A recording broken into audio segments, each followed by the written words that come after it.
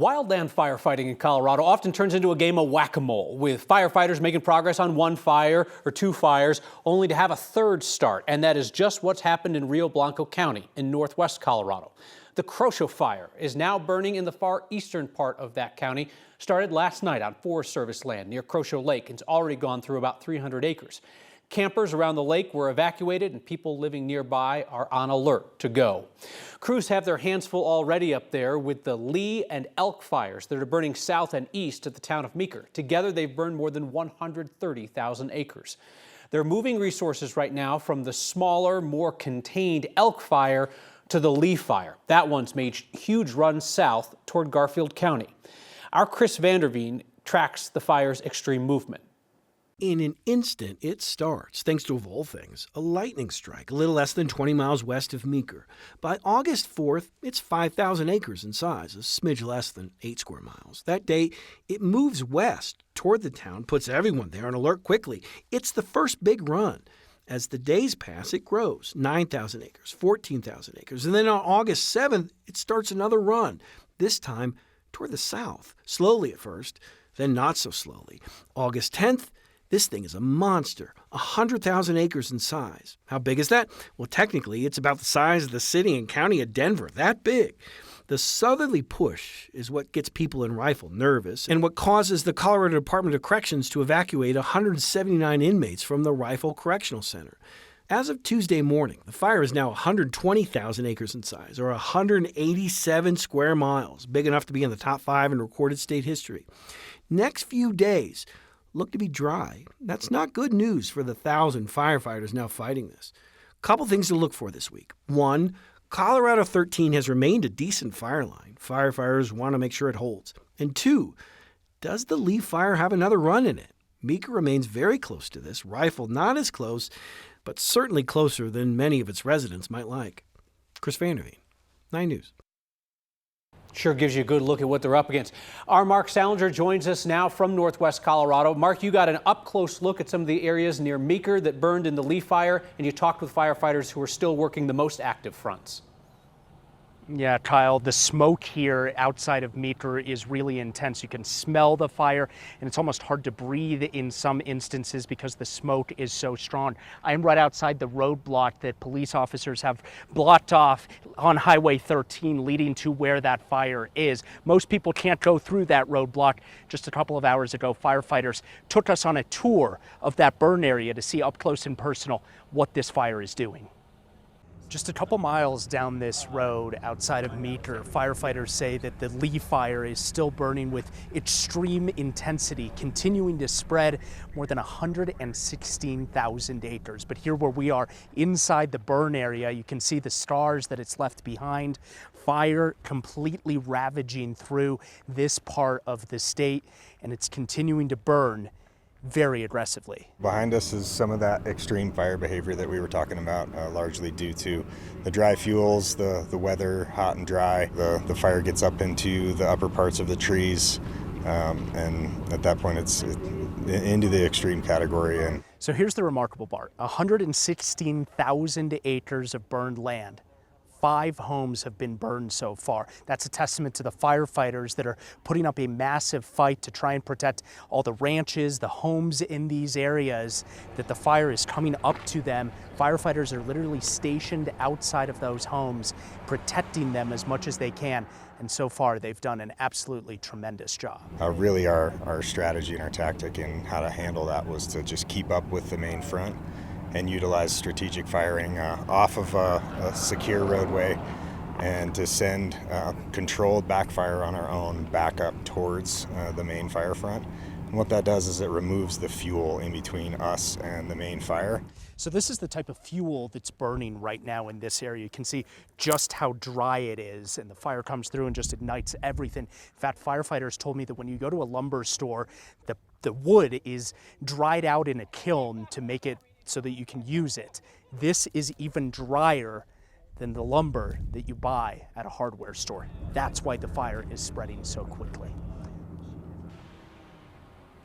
So driving on Highway 13 through that burn scar, you would see all these scorched earth areas, and then all of a sudden some kind of green grass or something around one of the homes, and that is where the firefighters have been stationed, just here in Meeker, right outside of town, before all these hundreds and hundreds of firefighters from around the country arrived to help. Kyle, the people who were defending their town were people like the Meeker volunteer firefighters, not even professional firefighters, but saw the call, came and ran and defended their town before those federal teams could get here and help. The very first responders. You know, Mark, it's great to hear the firefighter lay out how the backburning works, because I think sometimes people see the maps like we just showed and they wonder how the fires get such clean lines, and it's because those are the fires that are intentionally sent to backburn up to the main fire to get rid of those fuels. Let's talk about Meeker and Rifle, the two towns closest to the Lee fire. What confidence level do firefighters have that they're going to be able to keep the fire out of those towns? Yeah, so you brought it up there. The tactics that they're using is to try and steer the fire away from these towns. Meeker, they say, is completely in the clear. It's burned all the way around it, or where the fire is burning, so they're not really worried about the fire coming back into Meeker. Rifle, the fire is moving towards Rifle, and they've put some areas in Garfield County on kind of a notice. Hey, you might have to evacuate sometime in the future. But they are pretty confident right now that their strategy and their tactics have several breaks before the fire gets to Rifle. So right now, at least with the fire conditions that they're facing today, they're feeling pretty confident that hopefully they'll be able to start making some containment and steer it away from places like Rifle. That is wonderful to hear. Mark Salinger, appreciate your days of excellent reporting up there. Denver will start laying off city workers next week as part of the plan to close a $250 million gap in the city's budget. Today, city leaders outlined how they're going to carry out the layoffs, yet they still won't say how many people will be out of a job next week. Mayor Mike Johnson's office says the city is prioritizing getting rid of vacant positions and probationary workers first. City's also asked each department to identify which of its positions are critical. And after that, city agencies will decide layoffs using a new employee ranking tool. It sorts employees based on seniority, skills, abilities, and performance. Seniority will count for 25% of the rating. The city changed the long-standing seniority rules last month to bring in these other factors. Managers at each agency decide how they want to weight those other factors. Denver's Office of Human Resources says most agencies have already gone through the ranking process and they know who will be laid off. Okay, so you kind of pretty much know who's getting laid off at this point.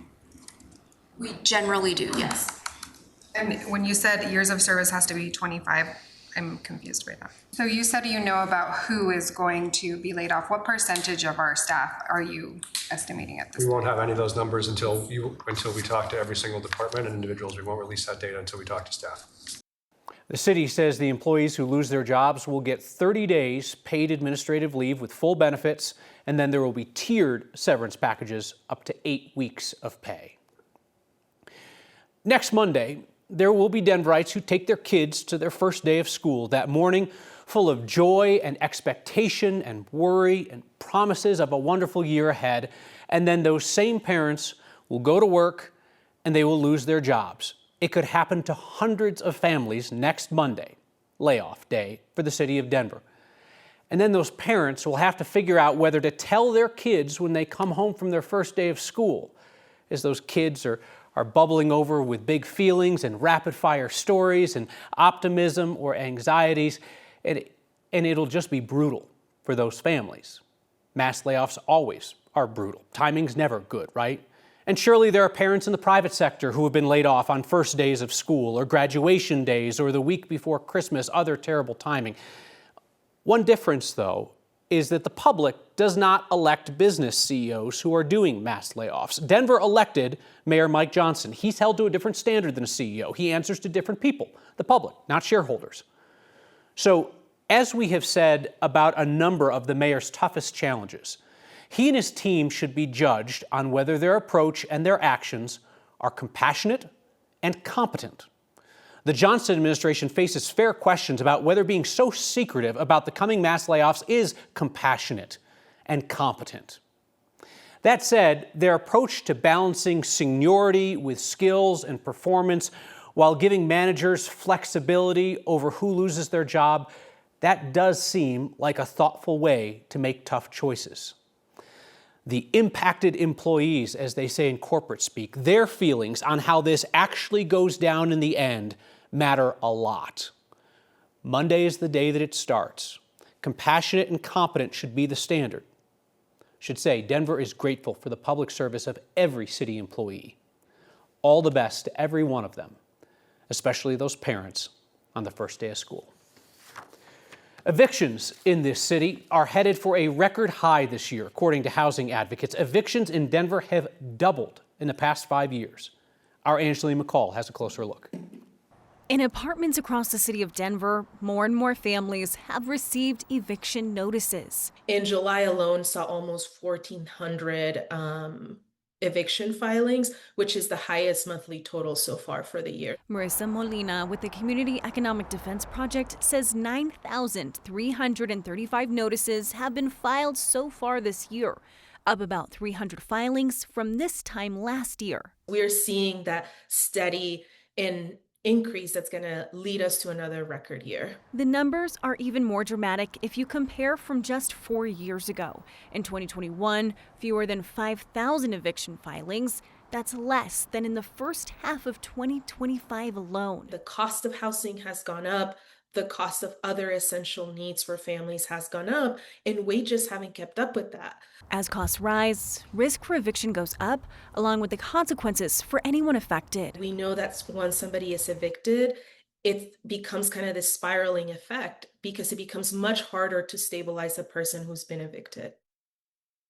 Of course, we know that as funding for things like SNAP, Medicaid, and other public services goes down, that would impact families who rely on those programs to keep up with rent. So they do have a concern for the type of impact that they'll see in the future, Kyle. I imagine, like all the city's challenges, it's not evenly distributed in every neighborhood of the city. No, in fact, the data shows that 3 zip codes really bear the burden when it comes to eviction filings. Those zip codes include Green Valley Ranch, Mount Bello, as well as the Sun Valley, West Colfax communities, which we know have, are home to many of our Latino and Black families as well. Angeline McCall, thank you. Your next gas stove is likely to come with a warning label, though a judge says maybe we could turn down the heat on this. And it is powerlifting powered by plants. Somehow Denver has ended up at the center of a weird little international competition. And it's going to be a really fun, huge global competition that's going to blow up your feed. The Great Water Lily Way Off, next. New gas stoves in Colorado come with a warning label, though a judge is now encouraging the state to give manufacturers a break. New state law requires retailers add labels warning about the impact that gas stoves have on air quality. One day after it became law, an industry group sued on free speech grounds, said retailers were being forced to provide quote-unquote misleading information. Yesterday, a federal judge denied their request for a temporary restraining order on a technicality. He encouraged them to refile their lawsuit, and in the meantime, the judge is asking the state to voluntarily stop enforcing the label law. Good evening. It is a beautiful summer evening out there with temperatures just below 90 degrees and not a lot of smoke and haze from wildfires burning across our state. So the air quality a bit better tonight than it was yesterday. But we are tracking isolated gusty storms over elevated terrain, which creates a critical fire weather scenario because of the wind and lightning threat. And we're not seeing rain from these storms like we need. Temperatures today, 86 currently in Denver, 90 in Greeley, 94 in Grand Junction. Our high so far at 88, which is exactly average. We're monitoring the wind increasing out of the southeast. When you factor in the wind, low humidity values in the single digits and teens, red flag warnings will go up from Steamboat to Aspen tomorrow, and a fire weather watch will go out Thursday for most of western Colorado and the Northwest Plateau, dealing with terrible air quality and unhealthy air quality situation due to the wildfire smoke from at least 10 fires burning across our state this week. Not a lot of moisture to show you on the radar and satellite light tonight, but there's isolated showers in the foothills and along the Colorado-New Mexico line. Denver looks to stay dry until the end of the week when we see a pattern shift that may allow in a little more moisture other than these quick-moving little high-bay storms, which again bring the threat of lightning and wind and not the rain we need. So we're in the mid-80s now. We'll drop 10 degrees by about 11 o'clock tonight into the 70s. We start in the low 60s tomorrow. 97 is my forecast high. The record is 99. The record on Thursday is 100. We'll come very close to that. A pattern shift allows for a little bit of moisture on Friday, so we put a 20 to 25% chance in of a shower or thunderstorm Friday, Saturday, and Sunday, maybe even Monday. Not a great chance, but it's there. At least temperatures come down a bit, upper 80s and low 90s for your weekend and start of next week. Most plants at the Denver Botanic Gardens just sit there, while the water lilies do all the heavy lifting. For even more bad puns, even by local TV news standards, catch Next streaming each night, 6 p.m. 9 News Plus. And they are no less cringy in an audio-only format. Next is a podcast, wherever you get those. Every now and then we run across something and think, how did that become a thing? That's how I feel about the water lily way-off. The what now, who now? Our Amy Hunter found the answer at Denver Botanic Gardens. In a place where plants are king, it's time for one to prove its worth. We just wanted to see how much weight we could get on here. The Denver Botanic Gardens is prepping for its third annual Water Lily Weigh-Off. So in 2023, we just put out a light call to a couple places that we knew had good water lily displays. Vanessa Callahan is the woman behind the challenge. And this year we are up to 40 plus gardens across the world, 8 countries, and it's going to be a really fun, huge global competition. 15, 30. The event was a hit on social media as people saw exactly how much weight the plants could hold. There's a bunch of other gardens that have some specialized either climate or specialized growing conditions where they can get huge leaves, like mega unbelievable, crazy large lily pads. The Missouri Botanical Gardens is one of those places. Its water lily took home first place last year after it held 142 pounds. Congratulations, Missouri Botanical Garden! The plants thrive in a tropical climate, so Denver will likely never keep the trophy. Because we like to start, we can't win. But for Vanessa, the victory comes when she sees people stoked about plants. What gets me as like a plant nerd is that people unknowingly get super hyped about leaf morphology. You'll see these series of crisscrossing veins that are hollow. That means they are filled with air and help give it a lot of buoyancy. It's just so exciting to see the amount of engagement and gets people really excited about these really cool plants. For Next, I'm Amy Hunter. Now you're hyped about leaf morphology. Competition officially kicks off with Denver's weigh-in next Monday. The winners will be announced at the end of August. Marilyn, did you know that a water lily could hold 142.1 pounds? Before tonight, absolutely not, but you learned something new. Right, on the news? That's why they call it the news. Yeah, we call this your feedback. It's next. Feedback tonight from Captain Matt Heffernan, who says Mark Salinger is doing a great job reporting on the fires. I agree, Captain.